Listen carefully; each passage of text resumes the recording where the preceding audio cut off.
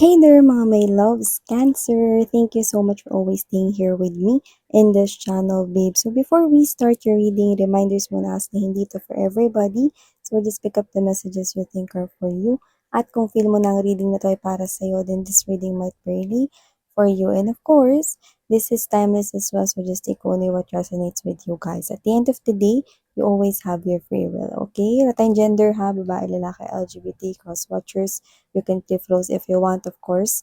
You can do that. So, let's go ahead and check these messages here for you, Cancer, Spirits and Angel Guides, Archangel Michael, thank you so much. By the way, meron pa pala tayong mga ibang mga channels, no? Ang mga links po ay nasa description box. Kaya kung gusto mo rin na tumambay dyan, of course naman malaya kang tumambay dyan. Just take only what resonates, guys. Archangel Michael, thank you so much. Together with the angels and spirit guides. What do we have here? Messages for Cancer, please.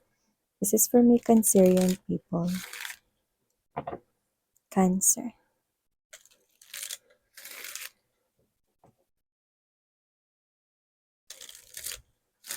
Speaking of Cancer, mukhang ang ulam ninyo lately ay alimango, talangka, mga ganyan. So, yan. I'm seeing someone here eating that or you saw that sa social media platforms while browsing. Yan. Kung hindi, okay lang. Binanggit lang natin kasi nakita natin.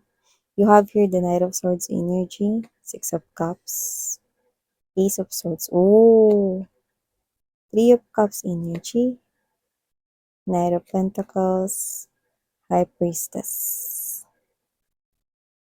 King of Wands, Hangman energy, Page of Pentacles. Oh, okay. Unahin na natin ng magandang balitang nakikita ko para sa iyo. Meron ditong ipagbubunyi ka, ipagse-celebrate. At with the Page of Pentacles energy, King of Wands, Hangman right here, meron ditong offer na parang hindi ka makakapaniwala na sa iyo yan, ino-offer ng boss mo or ng kumpanya kung saan ka nagtatrabaho dahil isa yung malaking oportunidad na alam mo na malaki rin ang responsibilidad na yan. So, nakikita ko na posibleng pag-isipan mo yan. Pero I'm seeing you more likely excited to take that rather than declining that. So, kung ano man yan, no, alam mo na masaya ka na sa'yo yan ino-offer, no, pero for some reason may konting takot kang nararamdaman dito na kaya ko ba talaga to? Kaya ko ba talaga na hawakan tong project na to? Or kaya ko ba talaga na ma-achieve yung success dito sa job task na to? Yan.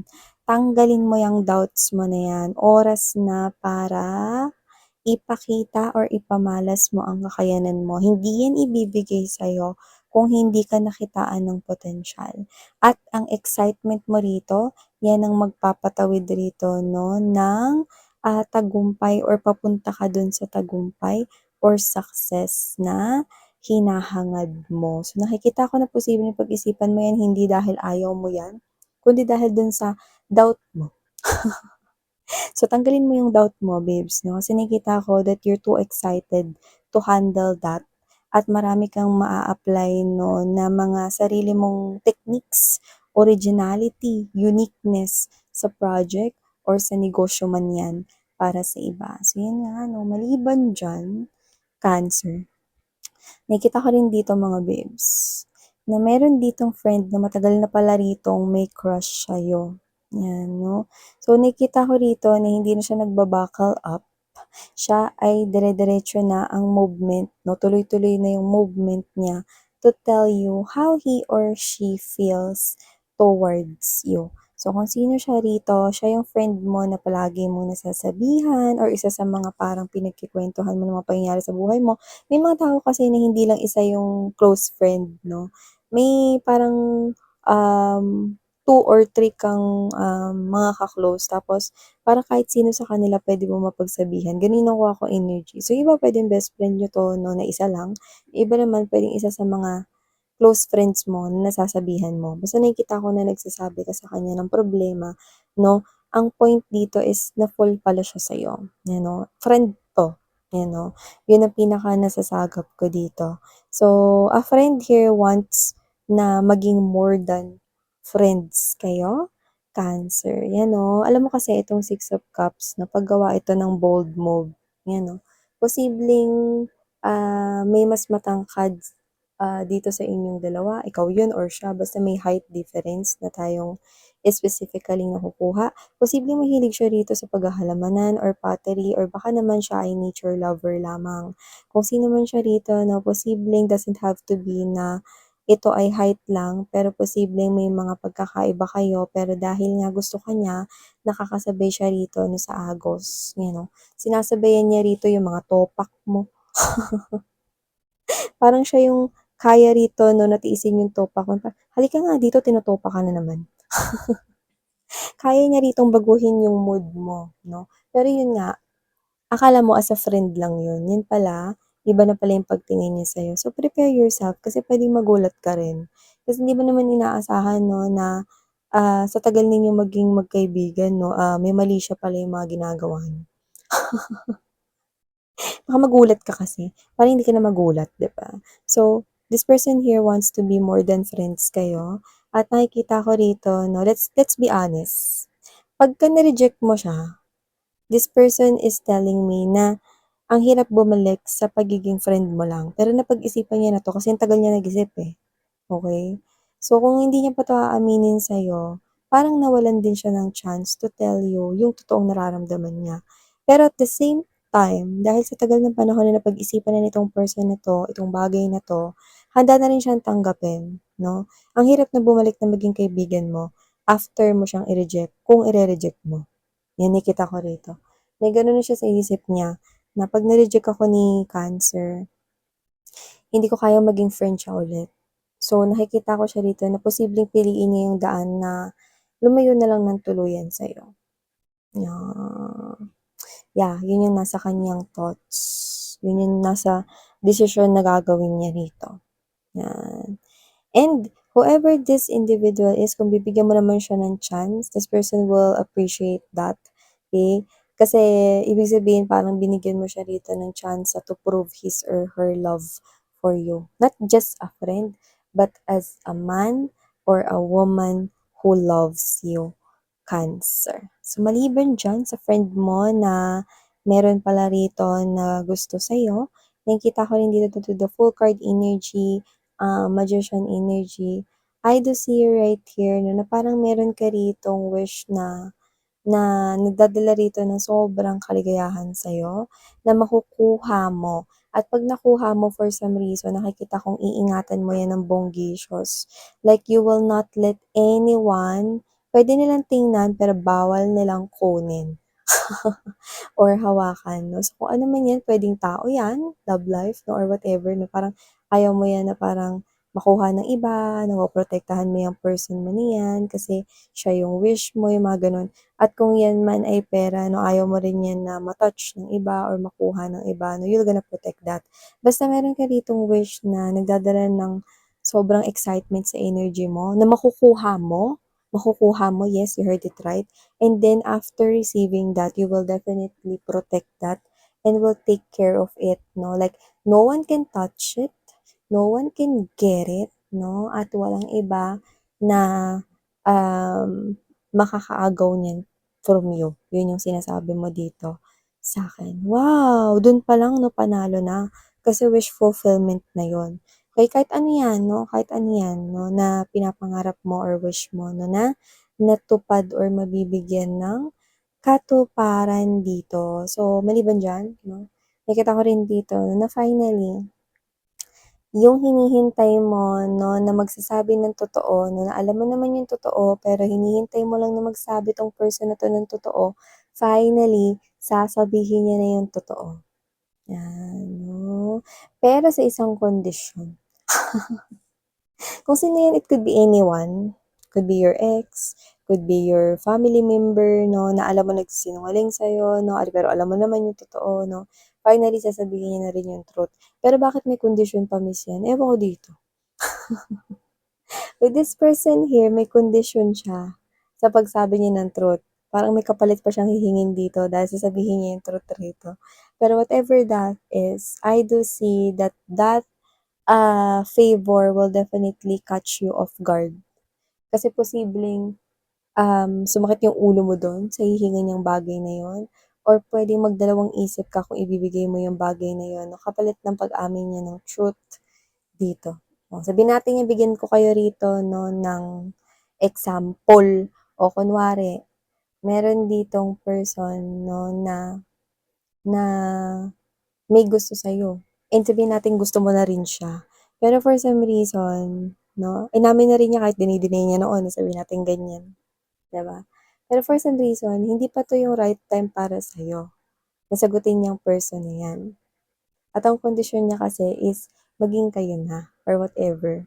Ngayon, hindi ka pa ready for that. Kasi posibleng meron ka pang mga gustong i-prioritize, mga gustong tapusin at gawin, 'no? So, whatever the condition is nitong tao na 'to sa pagsabi niya ng truth sa'yo, posibleng mag-isip ka or sumakit yung ulo mo, 'yan 'no. Kasi parang, this person could possibly yung kondisyon na hinihingi niya 'no is yung attention from you. Example lang yun. O sabihin natin 'no, yung kunwari pamangkin mo naman 'to na alam mo na siya yung may kasalanan kung bakit natapon yung ano or natabig yung vase or natapon yung, ulam 'no, sa mesa 'no, whatever that is, puwedeng dinideny niya yun 'no. Pero posibleng aaminin niya na yun sa'yo basta bilhin mo siyang laruan, mga gano'n. So, example lang yun but it could be anything and it could be anyone, 'yan. So, may condition yung nakikita ko dito. So, meron pala rito kayong, posibleng puntahan, yun ang nakikita ko rito. Huwag kayong mag-alala kasi hindi naman kayo rito maki-kidnap. Dahil nakikita ko na talagang nakaplano 'tong, travel na 'to. So, puwedeng mag-travel ka kasama yung mga kaibigan mo or pamilya mo 'no. At dito nakikita ko 'no, na enjoyment lang 'no, happy-happy lang yung nakikita ko rito sa inyo 'no. So, tuloy-tuloy na talaga 'to. Ilang beses na rin na-delay 'to at na-postpone kasi may posibleng ganito, kunyari nakaset na 'tong date na 'to ng gan'tong araw, magta-travel kayo. Na-postpone pa 'yan, bakit? Kasi biglang may urgent na kailangan hindi mag-leave or binawi yung leave ng isa sa mga kasama mo diyan sa travel na 'yan 'no, kaya na-postpone. Pero this time tuloy na talaga 'to. 'Tong bakasyon na 'to ay tuloy na tuloy na, itong travel na 'to ay tuloy na tuloy na. 'Yan, wala na akong nakikitang delay dito, happy-happy lang, chill-chill lang, relax-relax lang, kasama with your loved ones, 'yan 'no. So, may posible palang kumausap sa'yo one of these days 'no, na posibleng hindi mo kilala, pero makikita mo pa siya ulit.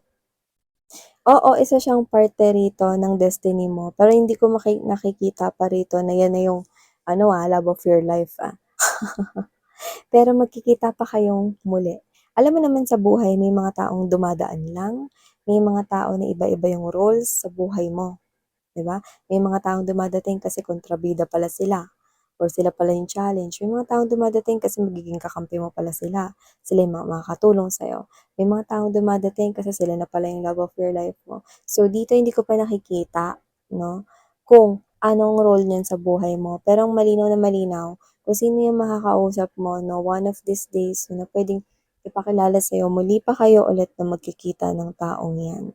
Pero maaaring kayo na mismo 'no, yung, makakatuklas na magiging role ng tao na 'yan sa buhay mo, 'yan.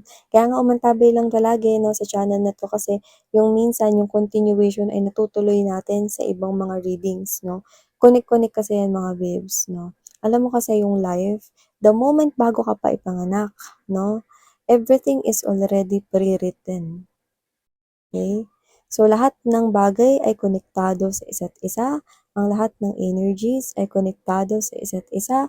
Energies do not die. It continuous flowing, 'no? Yun yung nakikita ko dito. So, Cancer, nakikita ko dito mga babes 'no, na meron dito na mga pagbabago sa buhay mo 'no, na posibleng, eto na pala yung tinitimpla or timpla ng new beginning sa life mo. Kasi nakita ko dito ng new beginning with the Full card energy.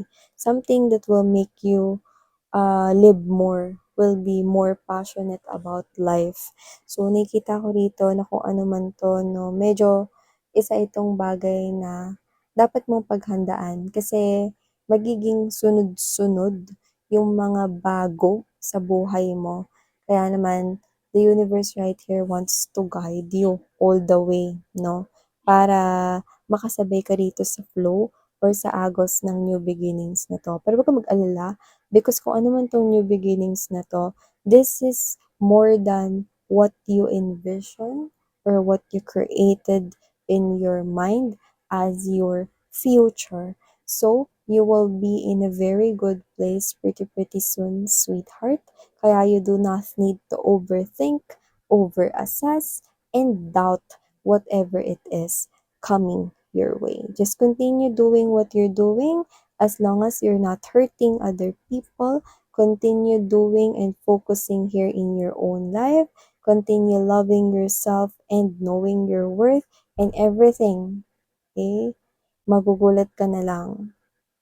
Everything already falls into its proper placement. So yeah, thank you so much, Cancer, for your time here and sarang heyo, love and light. Annyeong.